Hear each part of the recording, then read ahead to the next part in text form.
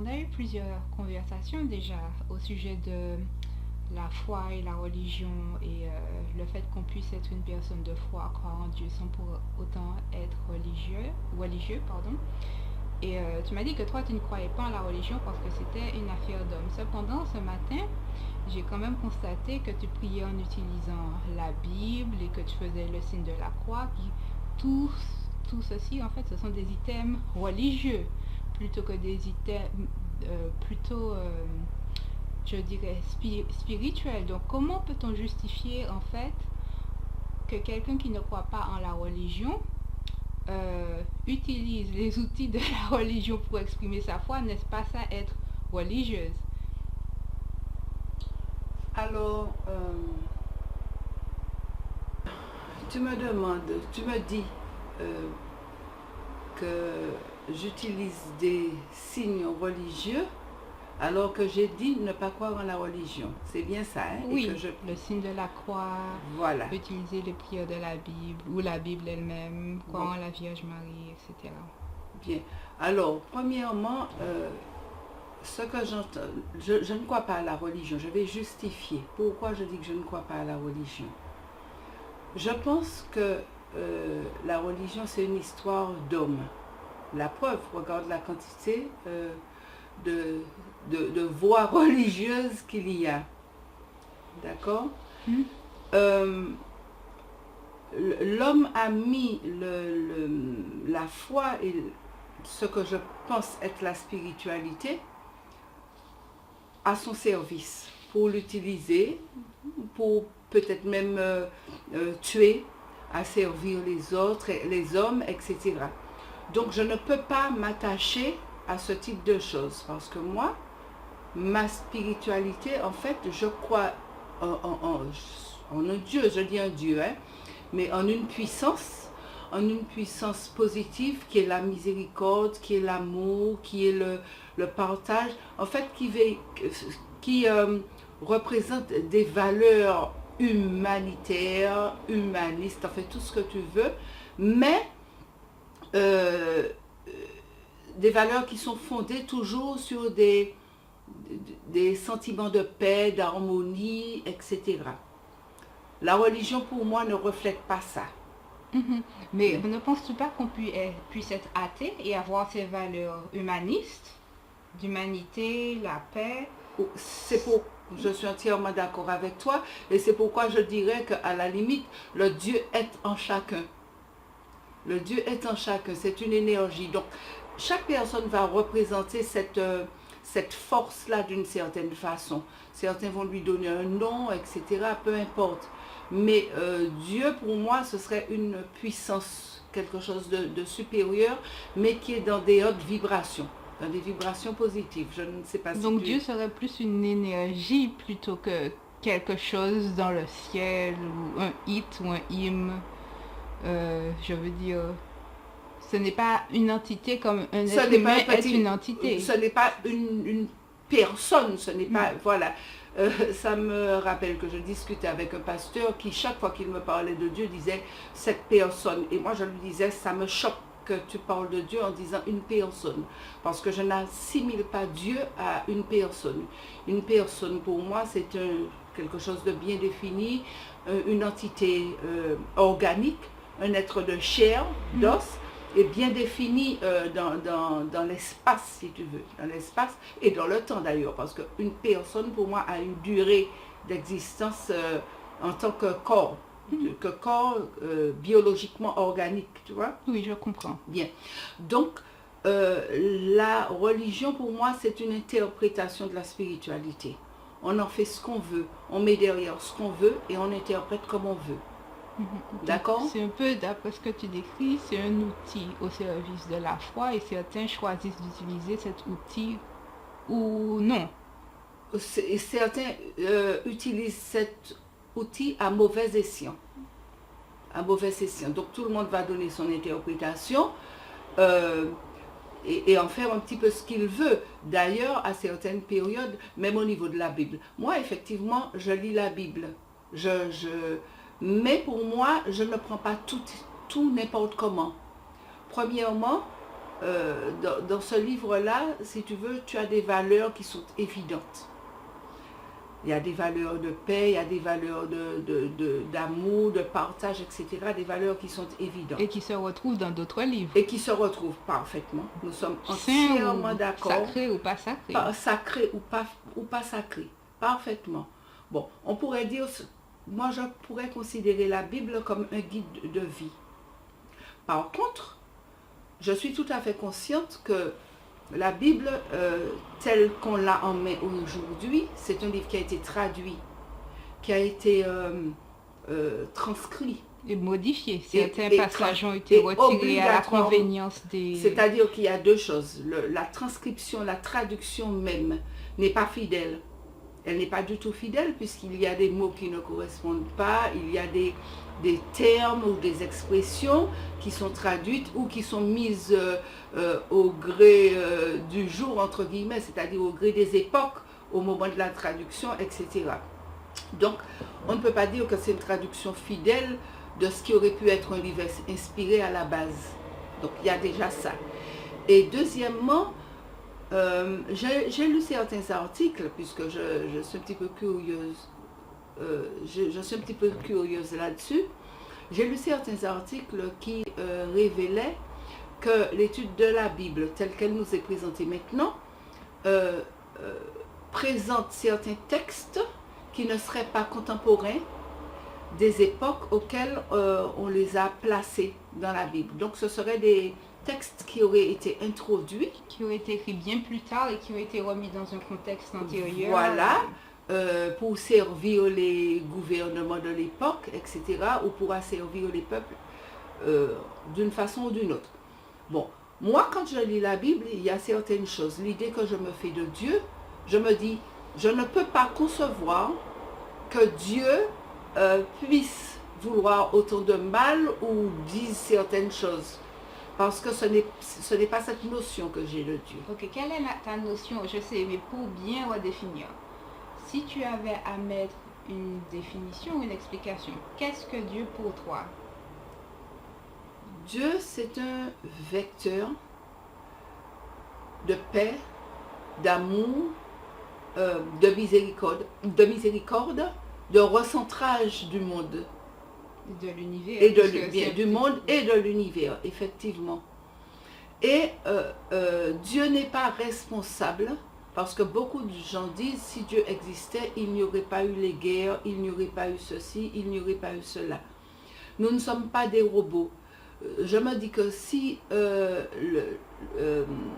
on dit que Dieu a créé l'homme, si nous étions tous faits à l'image l'un de l'autre, si nous n'avions pas le libre arbitre, si nous n'avions pas le choix de nos actes, eh bien, ça n'aurait pas eu de sens. Nous serions des esclaves asservis finalement.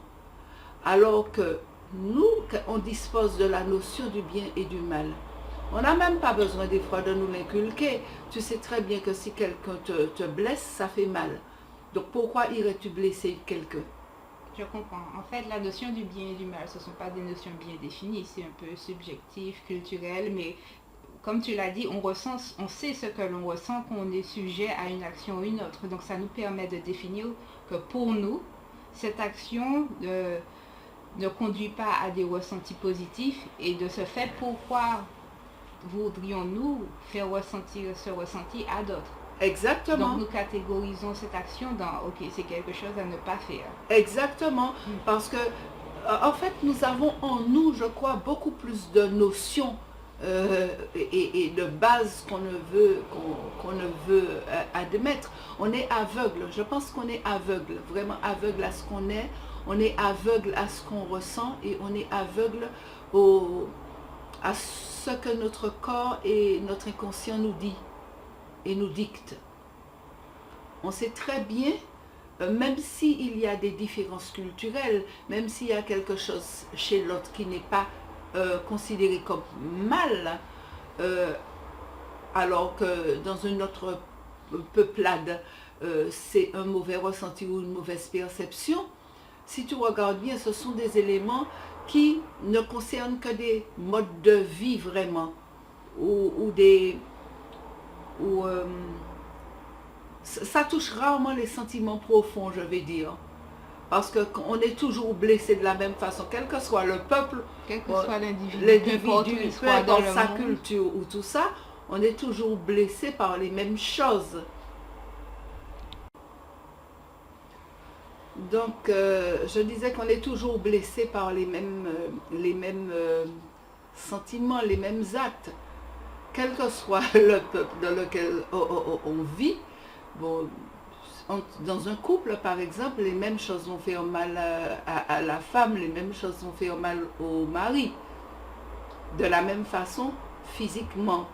Si on blesse quelqu'un, on n'a pas besoin de faire partie d'une culture pour ressentir la douleur.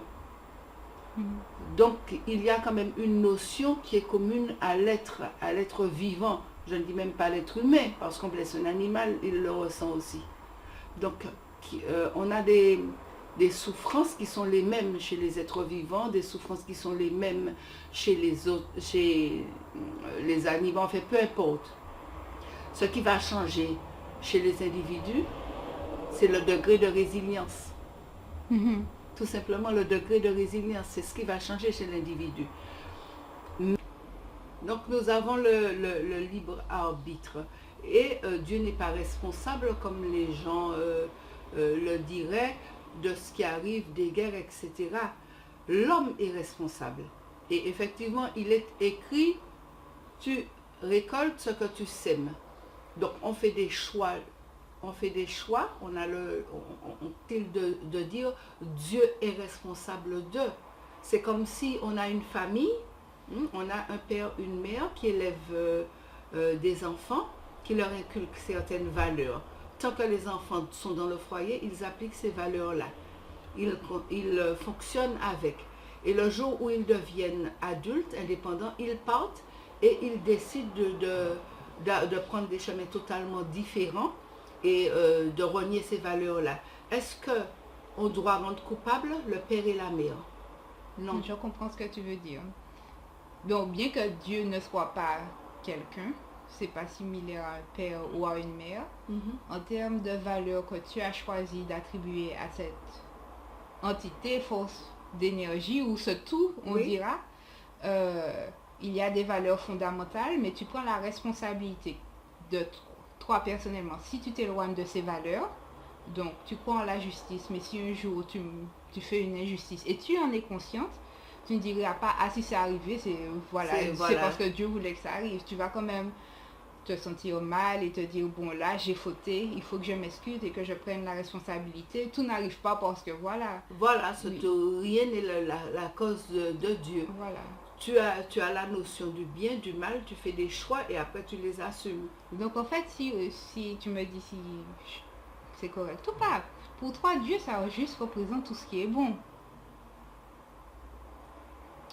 Tout ce qui est bon dans le sens, toutes les valeurs humanitaires, c'est finalement la spiritualité, c'est presque...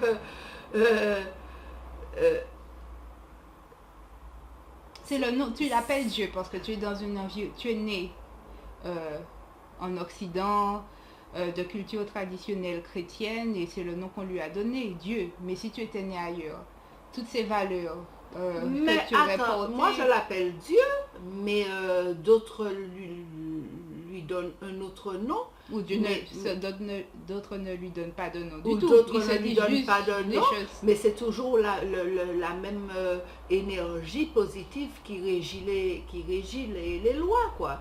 Ce n'est pas parce que nous ne voyons pas, il ne faut pas que nous manquions d'humilité non plus.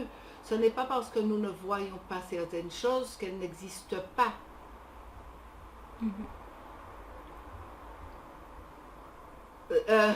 Donc cette énergie-là, je reste persuadée et je ne pense pas être une utopique ou à côté d'une plaque, dans la mesure où quand même je suis scientifique à la base.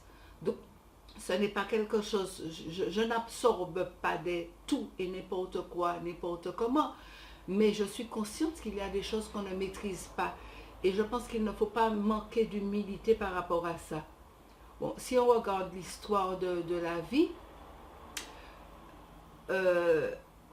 comme on expliquait par exemple le fait qu'en ce moment je suis en train de te parler, et que en un éclair, un 100 millième de seconde, ton esprit a déjà capté, ton esprit a déjà enregistré, interprété, élaboré une réponse. Mhm. Tu vois? Et tant qu'on n'avait pas pu visionner ces ondes vibratoires sinusoïdales qui allaient jusqu'à toi, c'était incompréhensible. Oui, je fais le Notre Père, par exemple. Mais pour moi, je ne récite pas Notre Père qui es aux cieux, que ton nom soit sanctifié. Chaque phrase, pour moi, a une signification. Mhm. Pour te donner un exemple, je vais dire Notre Père qui es aux cieux, que ton nom soit sanctifié, que ton règne vienne. Je ne vais pas m'arrêter à là.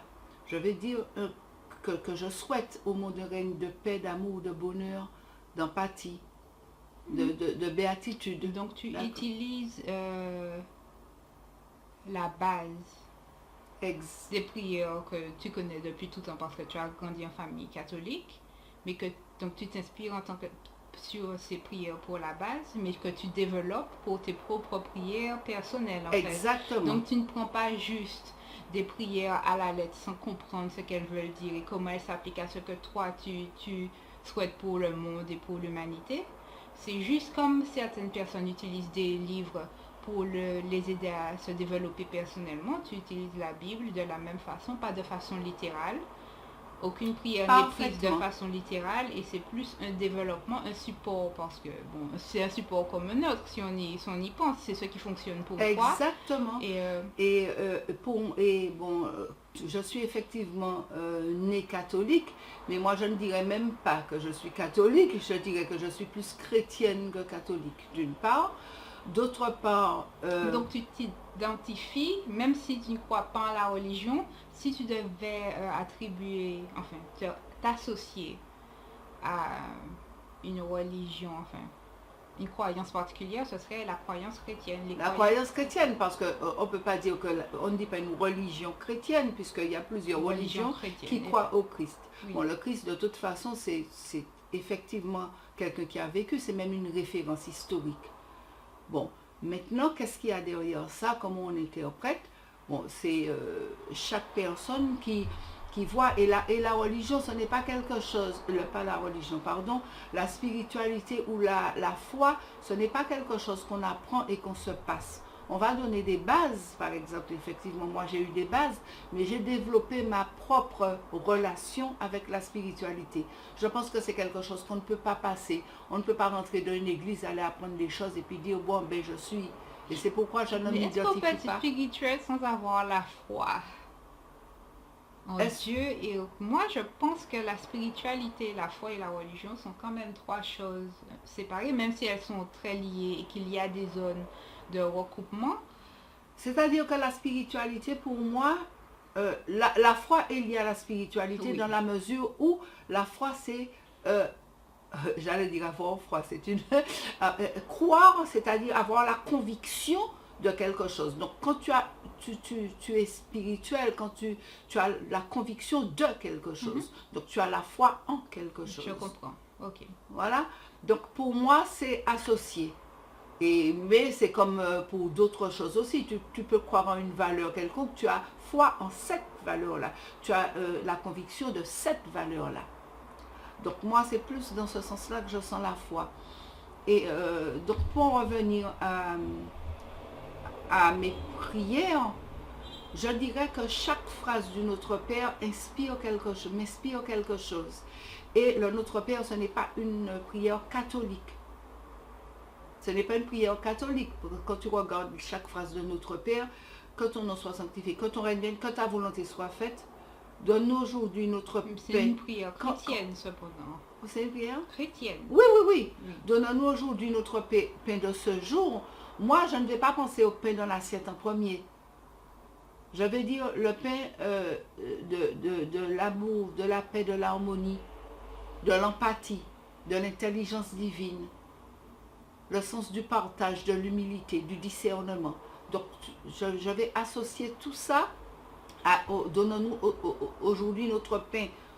Et après, le pain dans l'assiette pour nourrir nos corps et si tu veux, mener justement à bien cette mission qu'on a sur terre, cette mission de partage, d'humanité, qui est une mission de tous les jours. Donc pour moi, chaque phrase a quelque chose d'extrêmement important et de beaucoup plus large qu'on ne pense derrière. Ok, mais sur ton quelque chose qui m'interpelle, sur ton chemin, sur ton développement spirituel, le développement de ta foi et ta compréhension de la religion et ce rejet de la religion des hommes par rapport à un certain type de pratiques qui ne peuvent pas être questionnées, qui ne sont pas remises en question, ne t'est-il jamais penser ou arriver de penser que comme je ne crois pas en la religion, je ne veux pas utiliser ces outils et que oui, j'ai la foi, oui, je crois en Dieu, mais je développerai mes propres outils, écrire mes propres prières du début à la fin. Je vais te dire quelque chose. Ou bien est-ce que c'est pas, c'est faux, enfin, c'est un peu extrême de se dire, ah, comme je rejette la religion, je ne veux rien. Tout. Voilà. Non, parce que, et c'est là que je dis qu'il y a des choses qu'on ne peut pas passer aux gens. Pour moi, j'ai des symboliques. Et ce que je vais te donner un exemple très concret de ça. Il y a des choses pour moi qui sont symboliques et qui ont un sens pour moi, qui n'est pas forcément le sens qu'on a attribué dans la religion. Je vais te prendre un exemple très précis. Donc nous sommes nés catholiques. Mes enfants sont nés et ils avaient déjà peut-être 3 ans quand j'ai décidé, je vais les baptiser.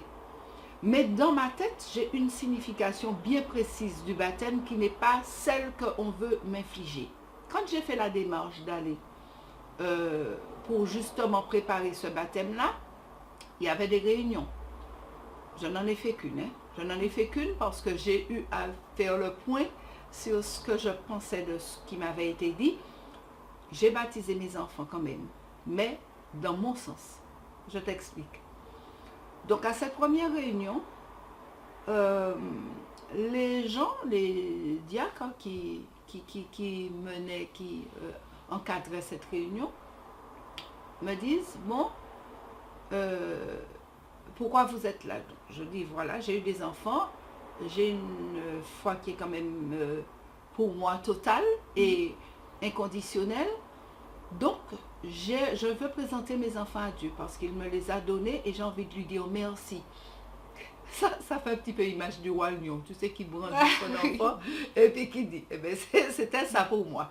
Présenter mon enfant et puis dire merci de m'avoir donné ce petit être que j'aime tellement et que... Et là, les gens me répondent, non, ce n'est pas ça le baptême. Vos enfants sont des créatures et une fois vous les baptisez pour qu'ils deviennent enfants de Dieu. Et là, j'ai eu une discussion qui a été vraiment hard parce que j'ai dit, vous allez me dire ce que vous voulez. À partir du moment où cet enfant a été conçu, ça a été l'enfant de Dieu. Parce que je les ai demandé à Dieu. J'ai dit que je voulais... Voilà, le baptême n'est pas quelque chose qui pour toi représentait subitement, parce qu'un peu d'eau a été versé sur leur tête. Voilà, ils deviennent enfants de Dieu. Enfants de Dieu. Et pour moi, ça n'a aucun sens, cette interprétation-là. Pour moi, c'est plutôt un acte symbolique, dire... Bon, j'ai cet enfant qui est depuis sa conception, depuis l'ovule, depuis le bobo, le spermatozoïde est rentré dans l'ovule et que j'ai eu cet œuf en moi, ça a été l'enfant de Dieu. Mais bon, je veux un peu jouer l'avocat du diable, un peu te titiller. Mais sur ce principe, si toi tu le sais, tu le ressens dans ton cœur et dans ton corps, pourquoi baptiser? Non, c'est juste, c'est vraiment une symbolique. C'est juste symbolique. Pour marquer le coup, oui, comme on dit. Voilà, bon, il y a beaucoup de gens peut-être très religieux. L'homme est bizarre parce que des fois, il a besoin de concrétiser certaines choses pour sentir qu'il a réalisé la chose. Voilà. Oui, je comprends. Tu vois, réaliser la chose. Donc, concrétiser pour me dire, bon, ben, j'ai présenté mes enfants, ça n'a... Effectivement, de façon très rationnelle, concrètement, à la limite, ça n'a peut-être pas de sens, mais c'est vraiment un truc personnel, mais qui n'a rien à voir avec la signification qu'on m'a présentée. Tu vois? Et j'aurais pu faire ça si j'étais née de n'importe quelle, entre guillemets, religion, j'aurais pu le faire. Si tu avais la liberté. Si j'avais la liberté. Ouais. Tu vois ce que je veux te dire? C'est-à-dire que même quand je prie, pour moi, quand je dis dans j'ai une prière où on dit dans ce temple, et moi je dis dans ce merveilleux temple qu'est le monde. Parce que je ne peux pas me dire que pour prier Dieu, il faut que j'entre dans une église. ou dans une synagogue, ou dans un temple évangéliste. Pour moi, c'est comme si des agences de voyage qu'on a semées dans le monde et que, bon, les gens rentrent là pour se retrouver. Mais pour moi, ça n'a pas de sens, tu vois? Ça a un sens au niveau de la communauté. Oui, Parfois, ça aide d'avoir une communauté de, je veux dire pratiquement, une communauté quelconque à ça, laquelle ça a un sens on de se fait réunir. de se réunir. Mais le Voilà. fait d'être entre ces quatre murs-là Quatre qu'on murs appelle qu'on temps, appelle, voilà. on pourrait bien se réunir dans un pré. Voilà, donc, C'est-à-dire que les murs, pour moi, en tant que murs qui définissent l'espace-temple, pour moi, ça n'a pas vraiment de sens. donc les lieux sacrés, en disant ce lieu il est sacré, mais ce lieu il est moins sacré, un temple, une église, une synagogue, une mosquée est plus sacré qu'un autre endroit, c'est en vertu de qui? Ce En qui rend vertu de quoi? sacré, pour moi, ce qui rendrait sacré, c'est le fait que depuis des décennies ou un certain temps, les gens se réunissent au même endroit. Donc au niveau vibratoire, s'il y a des prières, etc., ce lieu devient sacré parce que c'est un lieu de rencontre où systématiquement il y a le même type de De pratique, vibration et oui. de pratique. Donc qui De la même façon, emplissent. on aurait pu dire un lieu est maudit si tout le monde meurt à ce Ouais, virage-là, à ce ouais, virage. Je exactement. comprends. Tu vois? Oui. Et si ce même groupe de personnes se réunissait à un endroit, où il n'y a pas de mur, dans un pré quelconque, et que pendant des décennies, ces gens-là allaient cet Dans endroit-là, ce pré, le cet en- pré, ce pré serait, aurait eu cette même connotation, valeur oui. sacrée. Oui. Voilà, c'est dans ce sens-là que je dis ça. Donc les murs, pour moi, bon, ça définit un espace de rencontre abrité, qui effectivement, au cours du temps, va s'emplir d'un certain type de vibration parce qu'on agit d'une certaine façon dans ce lieu donné. Mais, à la limite, moi, en tant que personne qui, je n'aime pas même dire qui croit, je préfère dire qui sait qu'il y a quelque chose de supérieur, je pourrais parfaitement rentrer dans une synagogue, dans un temple, dans une église, n'importe où, ça ne m'aurait pas peut-être posé de problème à la base. Donc voilà, c'est pour ça que toi, tu es très confortable d'exprimer ta foi en utilisant ce en quoi tu crois dans la religion sans pour autant croire à cette Parfaitement. structure, cette organisation Parfaitement. avec, oui. Quelle Par relation? exemple, pour moi, un prêtre ou un curé n'a pas forcément de valeur supérieure à la valeur de X ou Y que je rencontre dans la rue avec qui je vais prier. Mhm. C'est une Tu vois, personne sur un piédestal. Non, non, non, non. Ce n'est pas parce que c'est un prêtre qu'il est plus en avant que X ou Plus Y vertueux. par rapport au plus vertueux, D'après les, par les- rapport les à... news Voilà. que des dernières années. En plus, Mhm. en plus. Mais au départ, pour moi, c'est un homme, c'est un être humain qui a choisi cette voie-là parce qu'effectivement, il a peut-être une proximité, il a développé quelque chose de plus... Un ressenti, une voilà, sensibilité. voilà. Mais ça ne veut pas dire que quelqu'un qui n'est pas prêtre est moins... à moins sa place de juste, je vais dire, si j'emploie les termes de la Bible, qu'un prêtre qui est prêtre. Je comprends. Pour moi, ça n'a pas de sens. Et la foi, elle se vit au jour le jour, au quotidien. Moi, je ne vais jamais à l'église. Mhm. Je Mais n'y vais, pourtant, tu pries tous les je matins. n'y vais jamais et pourtant je prie tous les matins. Je vais passer dans la rue. Pour moi, le partage, la charité, l'écoute, ce sont des valeurs sûres qui font ce que je suis et qui alimentent ma foi. Et je n'ai pas besoin d'aller clamer je fais ci ou je fais ça, j'ai fait ci ou je fais ça, ou donner, faire des charités. Ça, c'est un problème de moi avec ma relation avec l'humanité. l'autre, oui. L'humanité. Et c'est ça. La foi, c'est ça pour moi.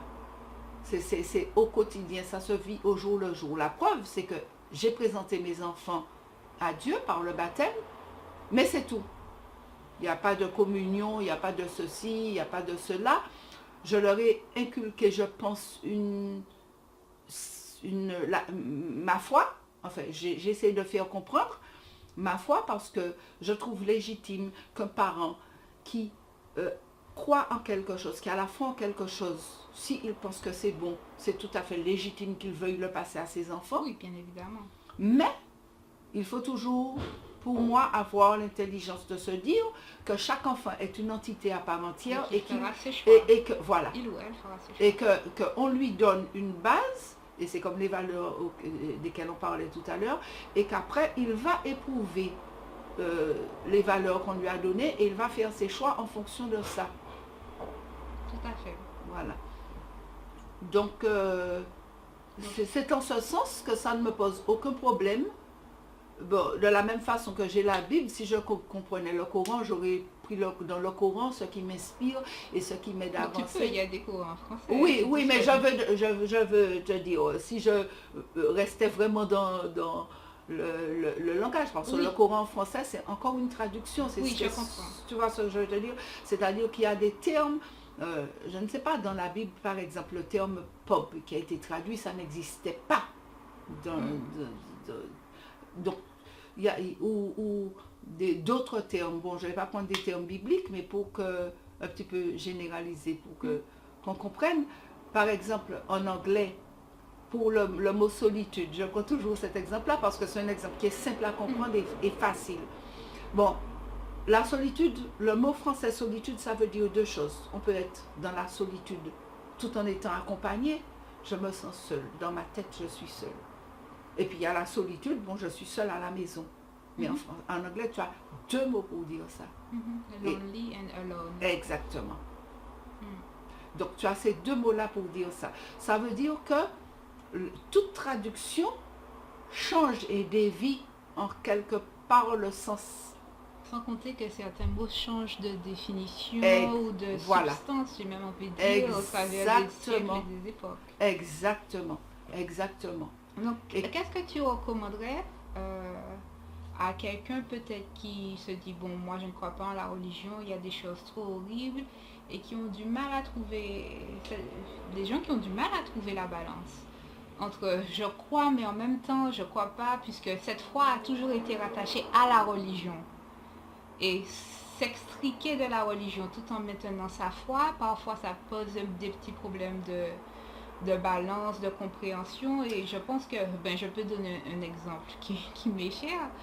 Mon compagnon actuel a été a grandi dans un milieu très très religieux et il a été vraiment déçu du comportement de certains. Il a remis en question ses positions religieuses, ses positions spirituelles, quitte à parfois aller d'un extrême à l'autre. Donc, mais il a des soupçons, il aura des moments, pas des soupçons où il se dira, mais non, je crois, mais il n'y a pas assez dur. Je pense que la difficulté, c'est qu'on n'a plus, quand certaines personnes n'ont plus le support religieux, c'est se reconstruire intérieurement ce support en fait. Puisque c'est s'auto-guider. Puis on n'a plus quelqu'un de l'extérieur ou un livre sacré pour nous guider, c'est à nous de nous construire notre propre chemin spirituel. Mais moi, et c'est là que je dis, c'est ce qui est dangereux, c'est que l'excès en tout nuit. Aller dans l'excès de l'apprentissage de la religion pour un enfant, bon je dis religion ou de la croyance quelconque, à un enfant, c'est-à-dire tout centré sur ça, lui dire que c'est Dieu qui fait, tout en le déresponsabilisant, parce que finalement c'est ça, c'est Dieu qui, tu dois faire tout en fonction de Dieu, mais toi tu oublies que tu es un être humain et que tu as des choix à faire de vie. Donc c'est la balance qui n'est pas faite au départ. Et je pense que c'est ça le danger et le drame dans beaucoup de familles, c'est que, bon, finalement, on devient un robot, et pour peu qu'on ait une personnalité ou une attitude qui ne colle pas à 100% avec ce que la religion que le parent veut inculquer, c'est qu'on est impie, on est pris par le démon et ceci, enfin bref. On renie nos valeurs. Voilà, on renie nos valeurs, etc. Donc là, le problème qui se pose, c'est en amont. C'est déjà dans ce qu'on a présenté à l'enfant qu'il y a, comment on lui a présenté les choses. Et on ne lui laisse pas le choix, finalement, d'éprouver sa foi. C'est-à-dire, tu es comme ça, tu dois être comme ça, point, c'est tout. Oh non, on doit éprouver ça. Ce n'est pas quelque chose qui se passe, la foi. On donne des bases, on donne des armes ou On partage ce qu'on outils. ressent. Voilà, on partage ce qu'on ressent, on donne des outils et la personne fait son chemin. Moi, à un moment, je me disais, ah ouais, si Dieu existe, ceci, cela, etc. Et avec le temps, l'analyse et aussi mon expérience personnelle, parce qu'il y a des situations dans lesquelles je me suis retrouvée, c'est matériellement impossible. Il y avait trop de choses impalpables qui ont fait que je m'en suis sortie. Il y a des choses qui inattendues. Et tu te dis, bon... Il doit y avoir quelque chose d'autre qui n'est pas visible ou que nous ne percevons pas, mais une force ou des forces. Voilà. Oui. Et j'ai eu la curiosité, je me suis dit, bon, est-ce que c'est moi seule qui ai ce ressenti-là ou... Donc je suis allée chercher, j'ai lu un certain nombre de livres comme celui de Jacques Duquesne, qui est un historien qui a fait des recherches sur Jésus-Christ. D'ailleurs, qui a dit que c'est sa recherche sur Jésus-Christ qui l'a réconcilié avec sa foi. Je comprends. Parce que là, il s'est rendu compte que ce qu'on lui avait appris finalement avait été plus ou moins erroné. Et quand il a fait cette recherche-là, il s'est rendu compte du côté homme de Jésus-Christ et il a compris un certain nombre de choses et ça lui a redonné en fait la foi. Bon, sur la Vierge Marie, en fait, bref, il y a eu un certain nombre de livres que j'ai bouquinés, ou bien sur le comportement des électrons, sur l'intelligence, etc. Et beaucoup de scientifiques disent que même en probabilité mathématique que certaines choses se passent, ce n'est pas admissible ou concevable. Oui, comme par exemple, nous n'arrivons toujours pas à réconcilier la physique quantique et la physique traditionnelle, la physique du très grand et la physique du très petit. Il y a encore quelques années, on se disait ça n'a pas beaucoup, il y a des choses qui n'ont pas beaucoup de sens. Et petit à petit, on se rend compte que notre compréhension évolue et on se rend compte qu'être scientifique, c'est aussi reconnaître, c'est être humble, de se dire on ne sait pas pour l'instant, ne pas être forcément très hostile en se disant ah, comme ça n'a pas été prouvé, ça n'existe pas. Non, de se dire on ne sait pas. Et quand ça sera prouvé, quand il y aura une étude, on fera des peer reviews voilà. et puis on verra. Exactement. Et c'est là que je dis, même pour ceux qui disent Dieu n'existe pas. C'est un peu un manque d'humilité. C'est un mieux d'être agnostique et de se dire bon, voilà. Je ne sais pas, je n'ai pas de preuve pour ou contre. Peut-être, peut-être pas. Voilà, exactement. On ne peut pas affirmer ce genre de choses-là. Toujours est-il que depuis des millénaires, l'homme prie. Si on croit, même si on ne croit pas en Dieu en tant qu'entité, même si pendant des millénaires on a prié, on peut penser aux vibrations.